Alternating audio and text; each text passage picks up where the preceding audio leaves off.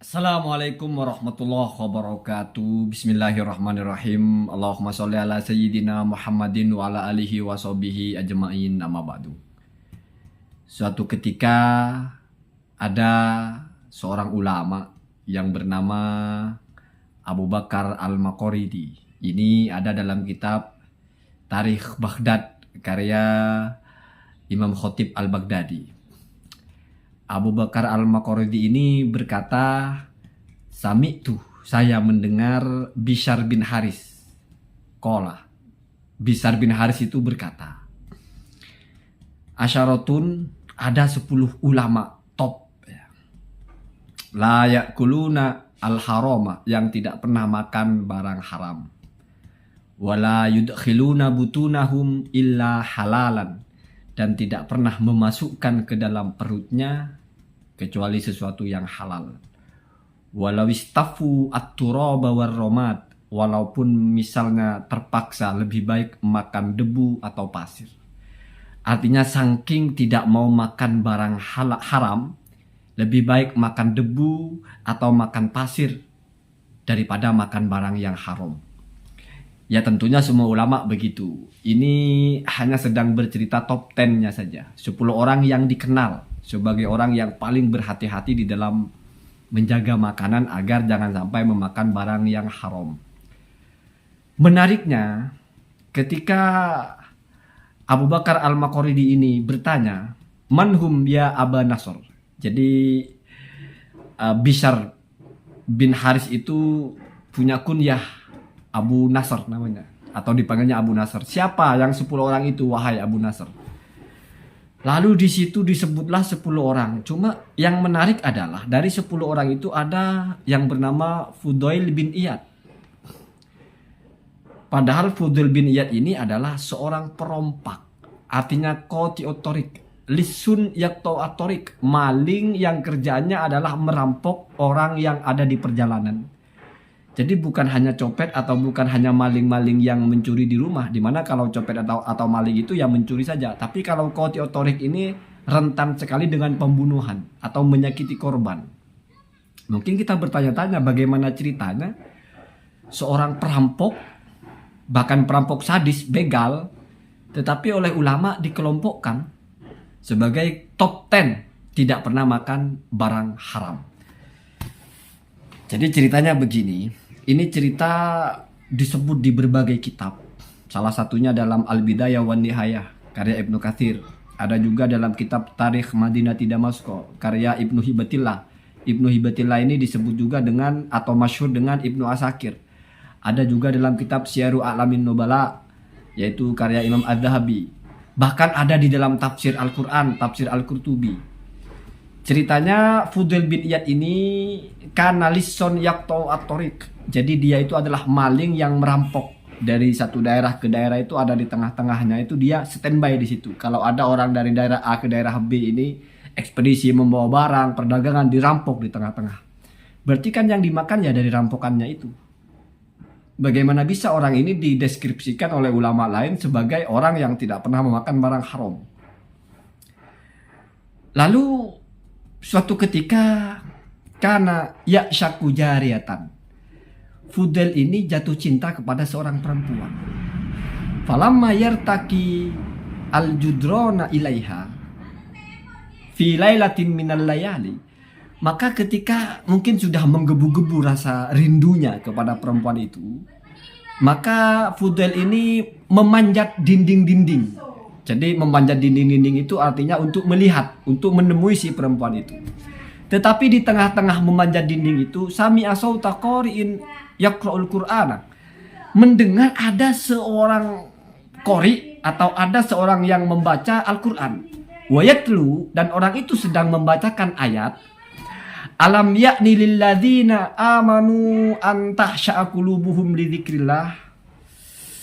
Jadi Al-Quran itu menceritakan atau berbicara tentang sebuah narasi persuasif, pertanyaan. Bukankah sudah tiba waktunya? Jadi yakni itu dari kata ana yakni, artinya tiba, hana, atau juga bisa ana tiba ya. Bukankah tiba atau tidaklah sudah tiba waktunya bagi orang-orang yang beriman untuk khusyuk mengingat Allah? Mendengar bacaan itu, Fudail ini tersentak. Langsung terucap, Bala ya Rob, qad ana. Ya Tuhanku, sudah tiba. Setelah itu baru langsung bertaubat. Dia langsung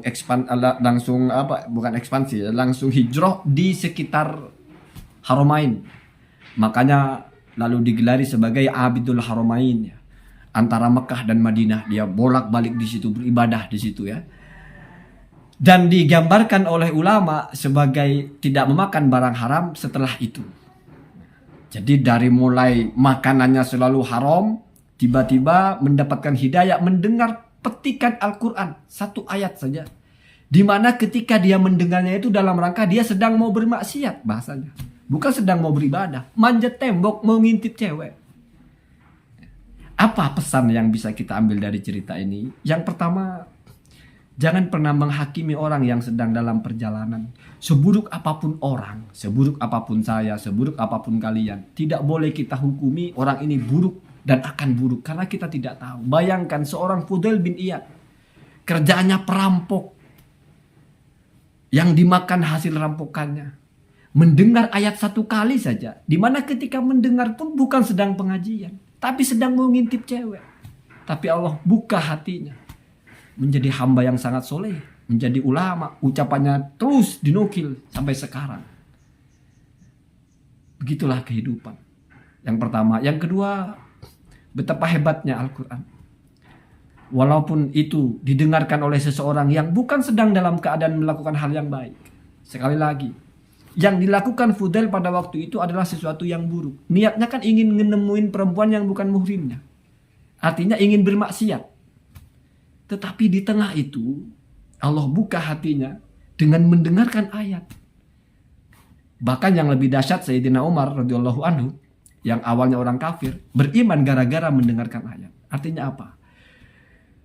Kalau kita mendengarkan Al-Quran, padahal di momentum kita memang mau mengaji, di momentum kita memang mau sedang meresapi, tetapi malah tidak menyentuh, ya mungkin kita belum ada rezeki. Dan yang terakhir, yang terpenting itu tadi. Terkadang apa-apa yang kita pahami itu tidak sepenuhnya adalah sesuatu yang selalu benar. Misalnya orang bilang, kalau makanannya saja sudah haram, jangan berharap akan menjadi orang baik. Jangan begitu. Kita tidak pernah tahu. Orang yang hidupnya makan dari perampok, dari hasil rampokan, menyakiti orang, zalim kepada banyak orang, ditakuti karena kezalimannya. Tapi kalau Allah berkehendak, hanya dalam beberapa detik, hanya di satu malam, di sebegitu kecil bagian waktunya itu, Allah buka hatinya, Allah takdirkan dia mendengarkan ayat, di mana itu bahasanya persuasif sekali. Seperti Allah merayu hamba-hambanya itu. Memangnya belum waktunya orang-orang yang beriman itu untuk menyebut nama Allah dengan khusyuk? Artinya untuk maksimal mengingat Allah, untuk ibadah secara maksimal. Memangnya kapan sih maunya? Apakah belum tiba? Itu kan istifham, tujuannya itu untuk membuat kamu tersentuh. Bukan bertanya, sudah tiba apa belum? Bukan begitu. Biqadratillah wa masyiatihi. Ya memang tidak semua orang punya rezeki seperti itu, tetapi ini menjadi pelajaran bagi kita. Jangan pernah menghakimi orang itu seburuk apapun keadaannya. Dia yang pezina hari ini, yang mungkin PSK, hari ini mungkin perampok, hari ini mungkin pencuri, mungkin pembunuh. Kita tidak pernah tahu bagaimana akhir perjalanannya. Begitu juga orang-orang yang baik, hari ini yang mungkin ahli ibadah, kita juga tidak pernah tahu. Maka tidak perlu kita menghakimi orang lain. Apa yang baik kita tiru, apa yang buruk kita hindarkan. Tetapi semua kemungkinan tetap ada. Sesuatu yang kita kenal baik bukan tidak mungkin akan berakhir buruk.